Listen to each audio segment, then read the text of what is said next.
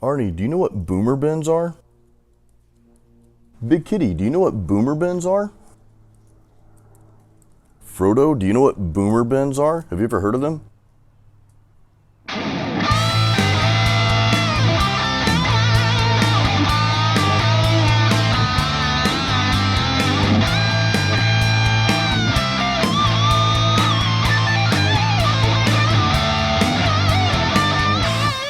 Today, you and I are gonna play some boomer bends on guitar, but we're not just gonna play the regular boomer bends. I wanna share some things that you can do with these types of bends to make them sound cooler. Now, a quick disclaimer, I just learned the term boomer bend. I had never heard this before, so I actually think it's kind of hilarious.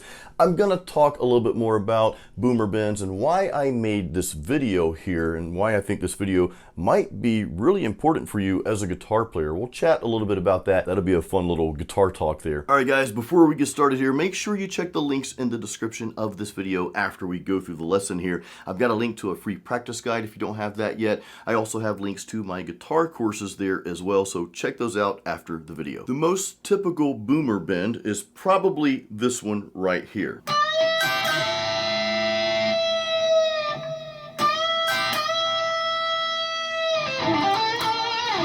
Okay, so what we're doing here is we're basically bending up, like we're bending a whole step up, and just for the sake of the notes here, I am on the 15th fret of the B string, okay? And what I'm doing is I'm taking that note, but the goal note, the note that we actually want to reach in the bend would actually be what you would hear on the 17th fret. So you've got this note we start with. Your goal is here. Okay, so we're gonna bend that up. Okay, so you're bending up, and basically what that is going from a D to an E, okay? All right, so that's actually the note that we're kind of basing everything on. What we're doing is we're also going to play, once we bend up to that E, we're gonna play what's the third note, okay, in that little progression there. So it'd be 1, 2, 3. So this note we're bending to, we're also going to play this note here. What that equates to, and I know I'm kind of just breaking this down for the newbies here that don't know what boomer bends are, and this is just one type of boomer bend, I guess. There's probably many boomer bends. We must destroy the boomer bends. No, don't. We're bending up from that 15th fret to the 17th fret, and then we're also going to play with our pinky finger that 15th fret on the next string. So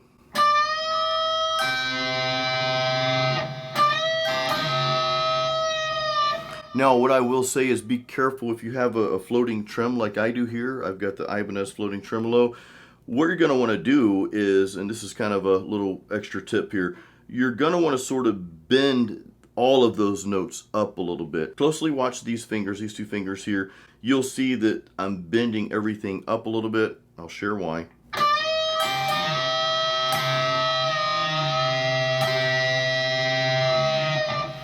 If I didn't bend everything up, because I've got the floating tremolo, if I just did this,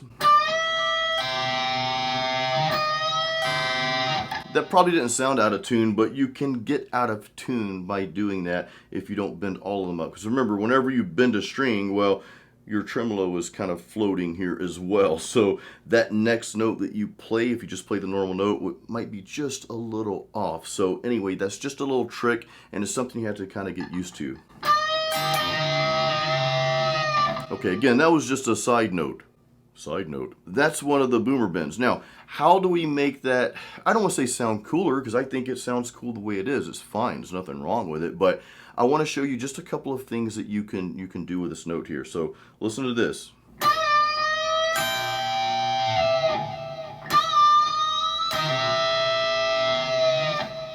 What I did here is I went for that bend, but I pulled it right back. It's like, here's a chicken wing. Nope, you can't have it. So I pulled it right back after that, and I went for it again. So it kind of like captivates the listener a little bit. And I'm going to talk more about that at the end. Make sure you hang around for that. So it's like, instead of doing, you're kind of just pulling it back and then going. Another little thing you can do, of course, you want to kind of go into something else after that. I'm just going to make this up, but I kind of know what I'm going to do. There's another bend involved here, so check this out.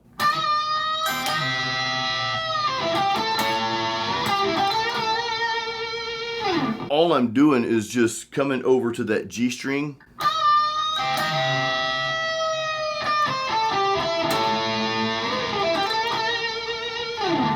And guys, I apologize. I'll play something and I'll totally forget what I played.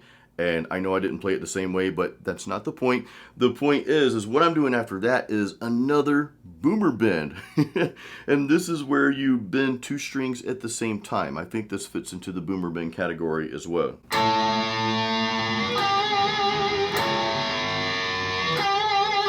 What I'm doing here is I'm taking the 14th fret over two strings, which that's going to be your G and your B string.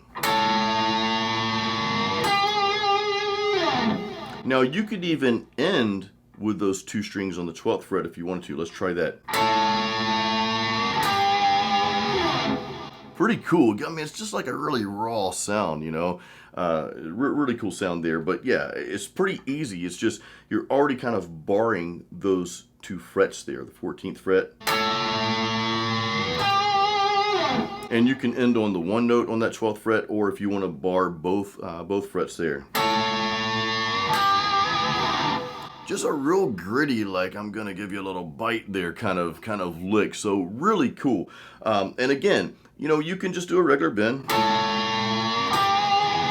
or you want to church it up a little bit. Play around with that. Just like know that you don't have to just do a normal bend every time. You can kind of like, you can take it there, but pull it back and then go there again. Let's try another bend. Let's go further down the neck here. Let's see what we can do.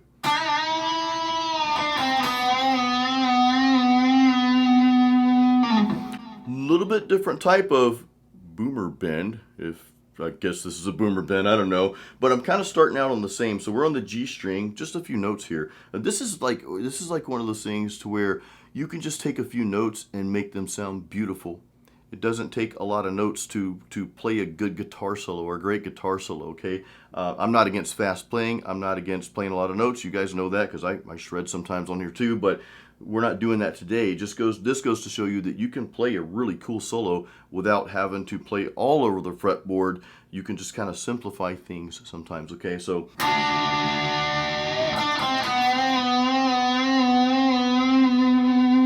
doing the same thing on there on the G string, right? And I'm kind of like hitting both strings, I guess. I didn't really plan on doing that, but I did. So I'm on the 7th fret, G and the B string.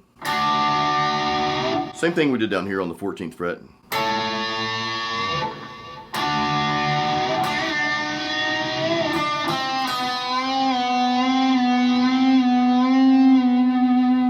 I did that slower just so to demonstrate what we're doing, but what I'm doing here is instead of going up a whole step,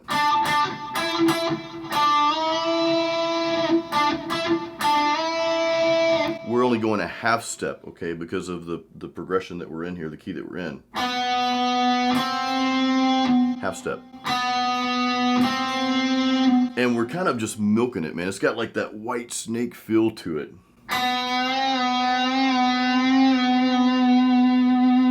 Now, is that a boomer bend? You guys can correct me if this is not a boomer bend in the comments. Again, I barely know what they are, but it's a cool bend nonetheless, and it's something that I definitely encourage you to integrate into some of your solos. So.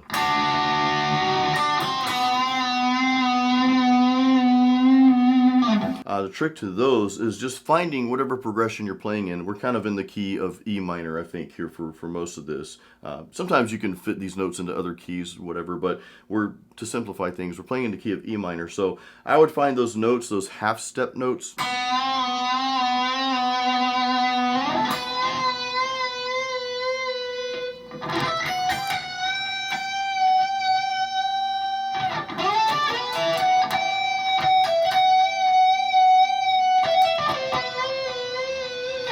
Okay, you can just find where those are within that key that you're playing in, and you can just do those all day. They just sound really, really cool. One last, I guess this is a boomer bend too.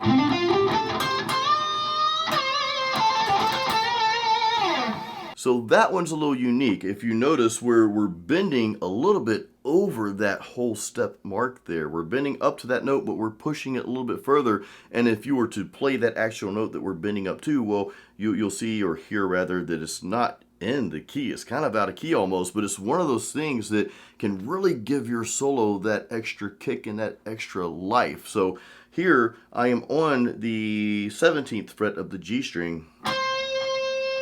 And instead of bending to this note, we're almost bending to this note.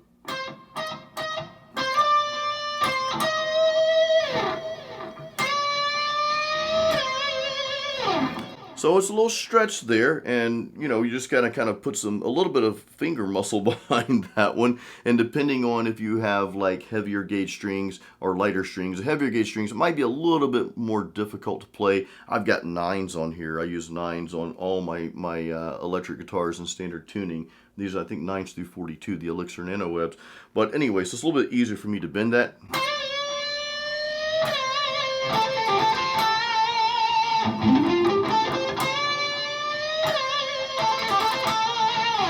So that's just a way you can add a little bit more to that story that you're telling with your instrument there. You can bend it up to that note and kind of go beyond a little bit, and it's like, okay, that was cool. That was kind of outside of the norm, but it's one of those things that can give your guitar solos a lot more life. Now, don't forget to hang around for our little guitar chat that we're about to have, but the last thing I wanted to show you is that you don't have to just stick with what we're calling boomer bends, I guess. You can integrate that with other styles of playing. You don't have to stick to that same style, so to speak. You could do something, and again, I'm just going to make this up here, do something like this.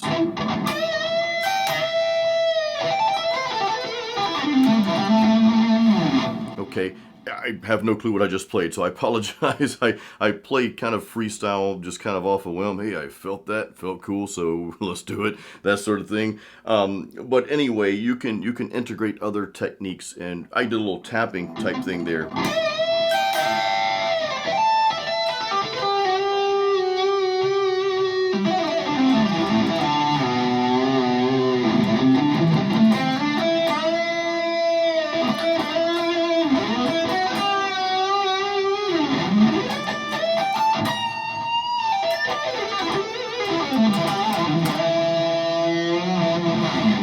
Okay, so again, that's just to demonstrate that you don't have to say, okay, I'm going to play the boomer bends, or I'm going to play some stuff that's maybe a little bit more technical. I'm not really good at playing technical stuff. I always have to add some sort of feeling behind it. That's just my style. But I just want to let you know that you can integrate other things with those bends. You don't have to say, okay, I'm just going to do this and not this. You can combine different techniques together, and that's just going to give you more options for your guitar solos in general, and it's going to really help add to your signature style that you're developing.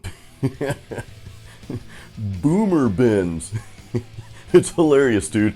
So I'm really trying not to see this as like something that's condescending towards older folks, like I guess myself. I'm 46 years old now, so, but I think it's funny. I mean, some people are, I think maybe that's kind of their jab at us older folks, whereas other people are just saying, well, that's just boomer bends. That's what they call it because whatever, I guess that was the thing. Here's what I want you to understand though about boomer bends. It's kind of like power chords. It'd be like saying, well, power chords, they're boomer chords. Look, power chords, right? And we're getting back to bends here, but power chords, those make up the foundation of rock and heavy metal music and everything that came after that in those genres and the subgenres that were built upon that. Just like boomer bends, or I'm just going to kind of switch over to calling it string bending because that's really what it is. These bends are part of the foundation of guitar solos. It's one of those elements, or one of the core elements of guitar solos that gives the solo life so that you're not just playing a bunch of robotic sounding notes. Now, does this mean everybody should bend their strings? Look, if you don't want to do that, that's fine. You don't have to. There's no law or rule that says you have to play a certain way. But I'll tell you, one of the things where I went wrong, one of the things that I kind of struggled with back in the day, and I'm kind of guilty on the other side of this, when I started playing guitar, Master of Puppets, you guys see that poster up there. I keep it up there because that and Justice, mainly the Puppets album, but both albums, those were part of the reasons why I got into guitar playing. During that time, if it didn't sound like Metallica or close to Metallica, okay, I just didn't want anything to do with it. I missed out on listening to a lot of great music. Now, at my old age, I'm starting to go back and listen to more 70s music. Now, I should have done that way back when I first started playing guitar. Again, I was kind of stuck up in a way and kind of snobbish in a way. And I guess what I'm saying out there, if you're younger watching this, don't allow that to seep in. Don't allow that poison, not the band Poison, don't allow that poison to seep in. Don't allow that thing to where you're like, okay, well, that's how the old people did it. That's not my style or whatever. Look, it might not be your style, but don't put it down. And I know a lot of you watching this don't, but maybe you've had the tendencies that I've had in your guitar career or your time playing music to where you're like, well, if it's not this, then it just sucks, you know? And I was like that. I was like that. And I know there are some people out there that make fun of the boomer bends or whatever, and they're like, well, I'm gonna play this instead. This is so much more technical and better. Technical's not always better, okay? Playing faster is not always better. I love all that stuff, it's great. But, you know, just because you don't play that and maybe you play these bends more doesn't make you better or worse of a guitar player or musician. Being a guitar player is all about being able to move that listener, okay? It's being able to captivate your audience. It's being able to convey a message to them and take that listener on a journey. And the one thing that I see a lot of guitarists do, and I'm guilty of this as well, I'm calling out a lot of my faults in this video in case you haven't noticed, because I like to share these with you. I believe it gives us something to really think about, and we can kind of take a step back and sort of soul search a little bit. It's like, you know, yeah, I was kind of like that, or maybe I'm like that now. Because I think we all go through these phases to where we're like, well, if it's not this in this little box over here, then it's just crap. And again, I'm guilty of that. But music, playing guitar solos especially, is really about taking that listener on a journey. And here's the thing, you can play certain types of guitar that's only going to attract other guitar players. Now, if that's your audience that you're going for, hey, have at it, go for it. But just know that that might be all you attract. And if you're trying to attract something greater than that, if you're trying to attract maybe a broader audience, maybe you play metal or whatever, or rock, whatever genre you play, maybe you play that, but you don't want to just attract guitar players and musicians. You want to attract people that love music. This is where you kind of have to put everything together and balance it out. Maybe you want to show off some of your technical skills and maybe not play bends, you're playing a robotic pattern or whatever it may be, okay? And I'm not picking on the newer generation, but honestly, I mean, old and new, it doesn't really matter the age. When I scroll through social media, it seems like I hear the same robotic patterns over and over and over, and everybody's just trying to play them faster than the one before. And it just, I don't know, to me, it just gets boring, and maybe I'm kind of putting my foot in my mouth right now, kind of like going against what I'm talking about. But I challenge you, if you're stuck though, if you're stuck in just one little tiny box of playing, I challenge you to broaden that. So maybe you just play bends all the time. Maybe that's your thing. Well, I would challenge you, maybe try to play a little bit more technical and integrate some of that into that. If you're one of the technical players and that's just all you do and it's just starting to sound robotic to you, it's like, okay, well, hey, try to throw in a bend or two. Do it your way. You don't have to do it like like the boomer benders do. You can do it your way. You can figure out how to play it with your own style. But that's my challenge to you. Try to integrate some different methods and different styles. And guys, don't bash someone else's generation. Even if you're older like me, we're the worst at it. My generation is the worst at it. I do this all the time without even thinking about it. I'm like, I listen to something new and it doesn't appeal to me, but it doesn't necessarily mean that it's not good, because it probably appeals to someone else and maybe even a larger audience than I think it does. And that's okay. It's okay not to like something. You don't have to like everything, okay? You can not like the boomer bending. You can not like the fast technical stuff. You can not like this or not like that or whatever. I used to despise country music. I'm playing country songs at my live gigs now.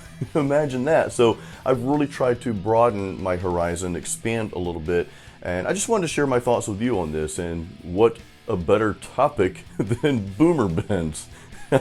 So guys, I will leave you with that. Thank you guys so much for watching my video. Please leave your comments below, by the way, too. I'd love to read those. Those would be really cool for this topic here. But I'd love to hear your thoughts, and Maybe you might not agree with some of the things I said, and that's okay too. It's okay not to agree, that's fine. But in any case, even if you disagree, give this video a thumbs up.